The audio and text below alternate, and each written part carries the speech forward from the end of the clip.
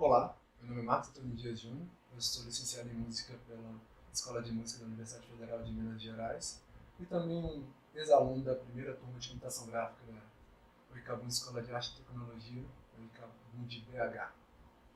Também, enquanto ex-aluno da Fundação de Educação Artística e tendo absorvido bastante a perspectiva pedagógica dessa ótima escola, eu passei a compreender o ato da criação, da improvisação e da composição musical como as principais modalidades onde uma pessoa demonstra o seu domínio na linguagem musical, assim como em qualquer outra arte e assim como em qualquer outra linguagem ou língua.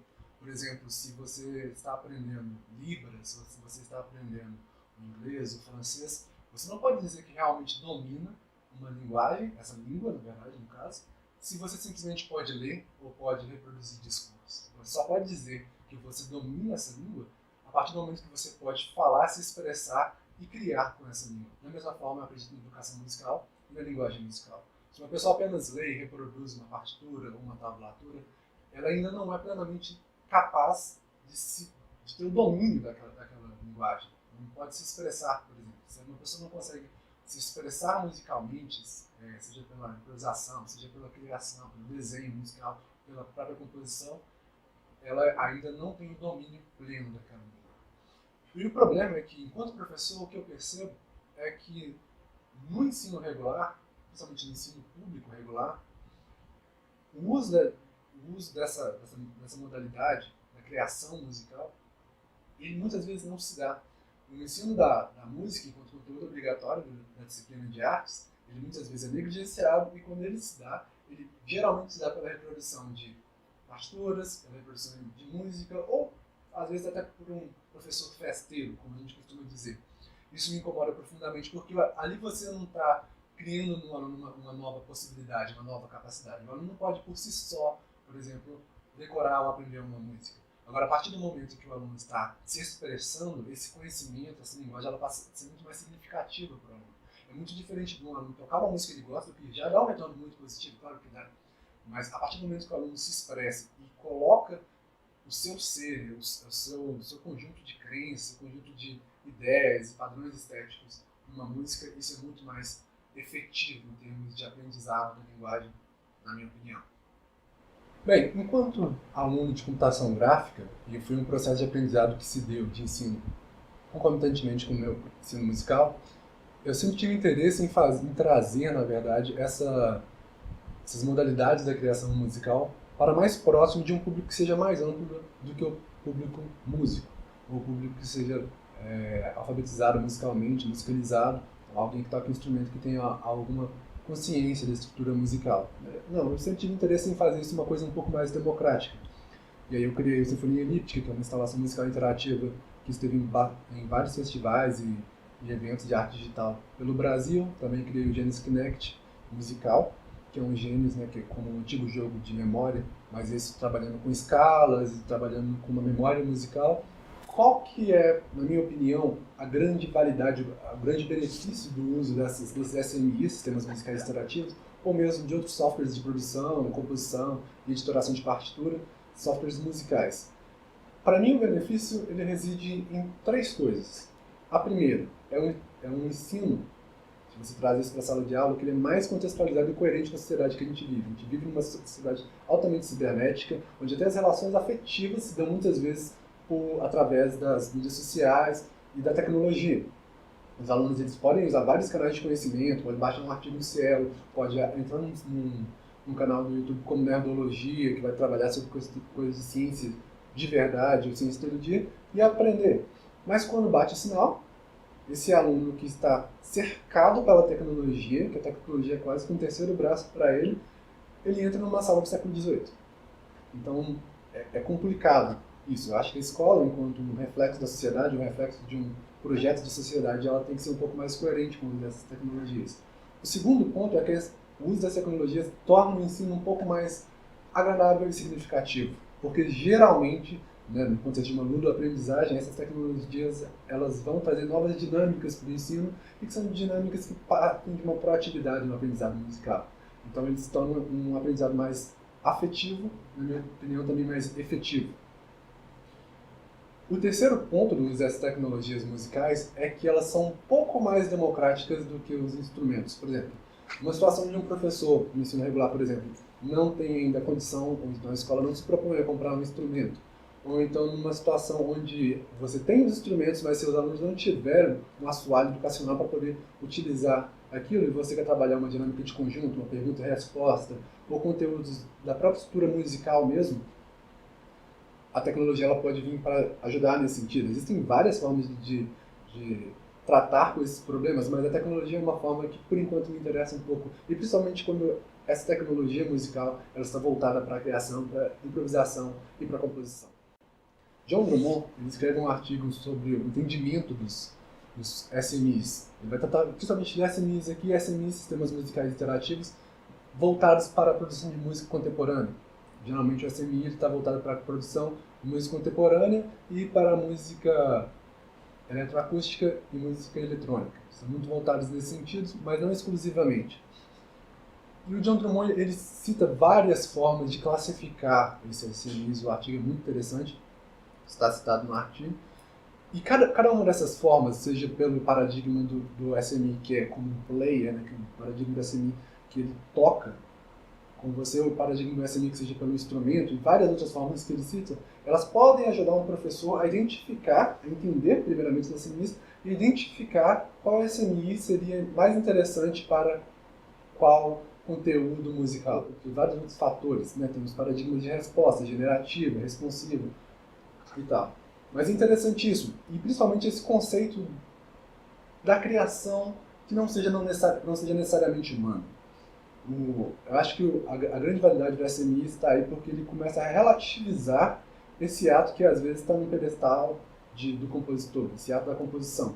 O compositor está como algo muitas vezes distante do público leigo, e o público leigo começa a perceber pelo uso dos SMIs que eles também podem compor. Se até uma máquina está compondo, eles estão compondo através da máquina, eles também podem criar música, e então se dá uma relativizada nesse processo.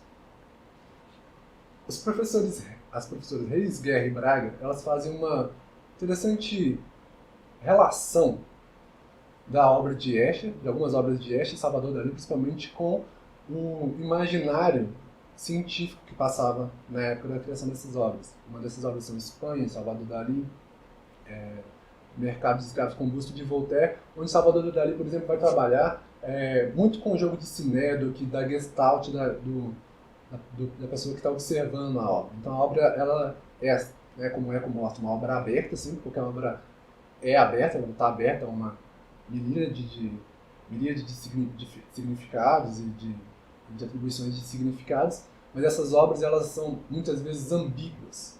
E elas estão ali trabalhando um pouco com a teoria da incerteza, ou a interpretação quântica de Copenhague, de Bohr e Heisenberg, que estavam no imaginário das pessoas da época, que era o avanço da ciência e que os artistas passavam a colocar isso em suas obras.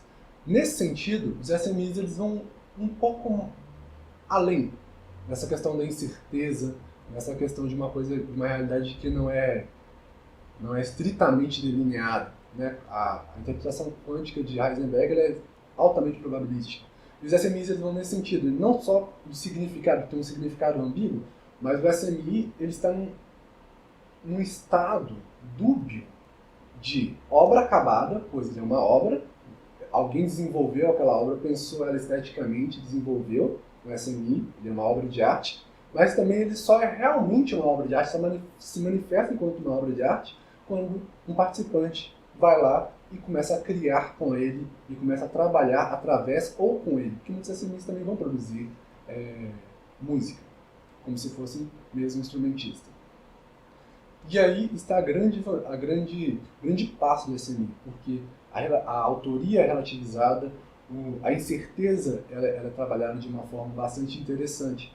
Então eu acredito que nesse sentido os SMIs na área da música, né, nessa área do conhecimento, eles são uma resposta a essa ciência que estava emergindo e está emergindo até hoje, e é bem interessante da física quântica. Assim, uma analogia, para manter aí na mesma linguagem de Reis, Guerra e Braga, os SMIs são como o paradoxo de Schrödinger, do gato de Schrödinger.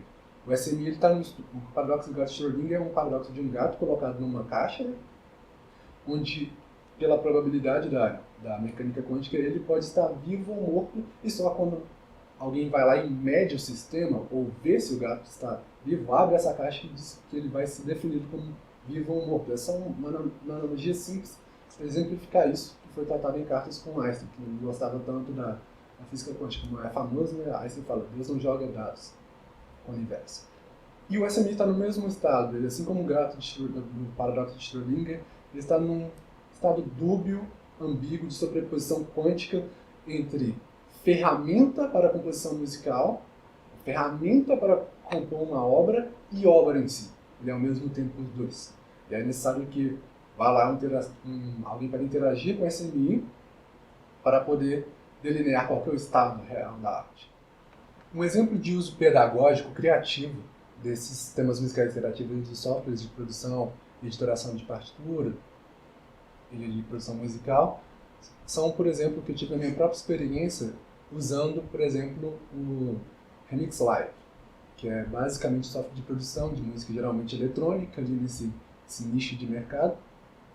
E é um software gratuito, né? Ele tem, né, ele é na verdade freemium, mas a base dele é gratuita, que eu usei com alguns alunos de uma turma minha para trabalhar conteúdos como tempo, compasso, quadratura especificamente que eu queria trabalhar, e também, através disso, também trabalhei pensamento de vozes, contraste, toda essa questão no entendimento e na produção de uma música. E isso só se mostrou muito interessante, porque, primeiro, o gênero musical e a dinâmica do software ela é simples e ela é bastante apelativa para os alunos. Os alunos têm bastante interesse.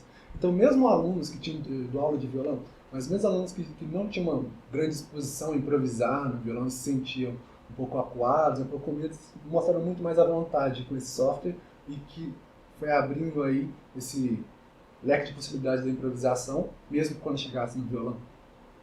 Um outro exemplo é que, após eu usar esse software em aula, que é um software relativamente simples de celular, um aluno pesquisou por si mesmo um software muito mais complexo para computador, que é o Fruit Loops Studio, FL Studio, para compor as suas músicas. Ele passou então a registrar de fato as suas músicas. E no caso ele era versado na leitura de tablatura, no caso eu não trabalhei partitura com ele, só leitura rítmica, não tinha ainda trabalhado, na leitura de tablatura e na cifragem americana, e ele não precisou, por exemplo, usar da notação padrão para poder compor suas próprias músicas dentro dos estilos que ele estava interessado, que era o lo-fi, o trap, e passar a se expressar através disso, muitas vezes usando plugins e add-ons, dependências de fora do software, ou usar uma orquestra, um piano dentro do software. Eu achei isso muito interessante. Foi bem gratificante ver um aluno, por si só, espontaneamente aprendendo um software complexo e compondo e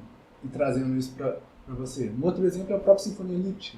Sinfonia Elíptica ele não produz uma música estriada, ele está muito mais próximo de uma lógica atonal e serialista e de uma música de compasso não estriado, né, sem compasso na verdade, e por ser, né, ter essa característica da ludo-aprendizagem, assim, um sistema musical interativo, uma instalação, ele é bastante atraente e bastante simples de usar. Então mesmo pessoas que não ouviriam, por exemplo, um Schoenberg, elas gostam do resultado sonoro que elas produzem ou que um grupo produz, porque mais de uma pessoa pode usar ao mesmo tempo, e depois distorce o som. É uma vantagem que eu vejo do uso desse tipo de tecnologia. Ela traz assim, um feedback muito mais rápido e um aspecto da aprendizagem que é afetivo e é significativo para o aluno. Eu espero que com essa pesquisa eu possa ter ajudado de alguma forma, pelo menos mostrar algumas das possibilidades para a integração dos softwares musicais no ensino regular, em especial no ensino de artes, onde muitas vezes a criação musical é negligenciada.